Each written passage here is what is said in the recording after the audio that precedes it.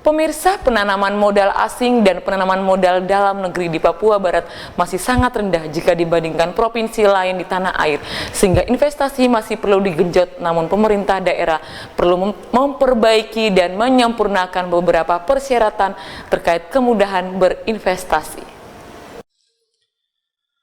Demikian disampaikan Kepala Dinas Penanaman Modal dan Pelayanan Terpadu Satu Pintu DMPTSP Provinsi Papua Barat terkait masih rendahnya investasi yang berasal dari penanaman modal asing atau PMA dan penanaman modal dalam negeri PMDN di Provinsi Papua Barat.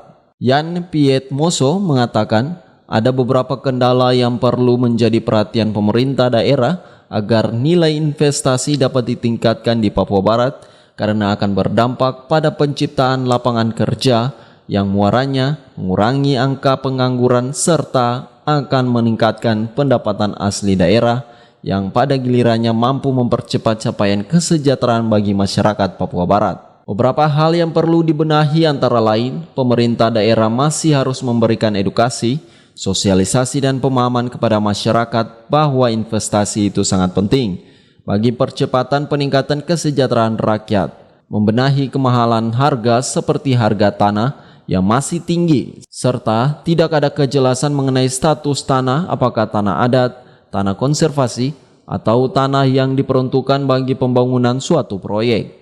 Selain itu, kondisi keamanan juga masih perlu diperhatikan karena investor akan berlomba-lomba berinvestasi di suatu daerah jika stabilitas keamanan dapat dijamin pemerintah setempat, serta skenario dan ide serta gagasan dari pemerintah daerah terkait penyediaan dokumen, potensi sumber daya alam yang dimiliki agar dapat ditawarkan kepada investor. Nah, pemerintah juga harus melakukan edukasi, sosialisasi dan penjelasan kepada masyarakat bahwa investasi ini penting. Begitu. Sehingga sekarang terus yang kedua, kemahalan harga terkait dengan hak tanah, hak adat itu. Hal yang ketiga yang penghambat untuk investor masuk ke bawah yang berikut, stabilitas keamanan. Kalau bagaimana hari ini orang demo di mana-mana, kan hari ini demo, 1 jam kemudian investor sudah dengar di Cina, dengar di Singapura, dengar di Malaysia, dengar di Jakarta, Papua kacau, Papua tidak aman. Bagaimana dia mendatangkan investasi?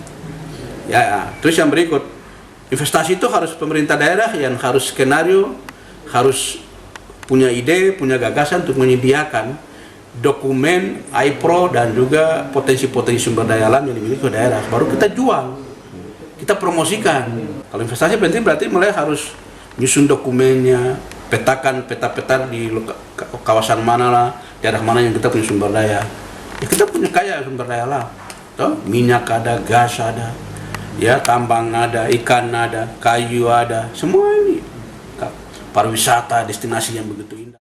Berdasarkan data dari Dinas Penanaman Modal dan Pelayanan Terpadu Satu Pintu DMPTSP Provinsi Papua Barat, sejak awal Januari hingga saat ini, persetujuan dan realisasi penanaman modal asing di Papua Barat sebanyak 19 proyek dengan nilai investasi dalam dolar sebesar 3.293.654 dolar atau dalam rupiah sebesar 47.787.984.450 rupiah.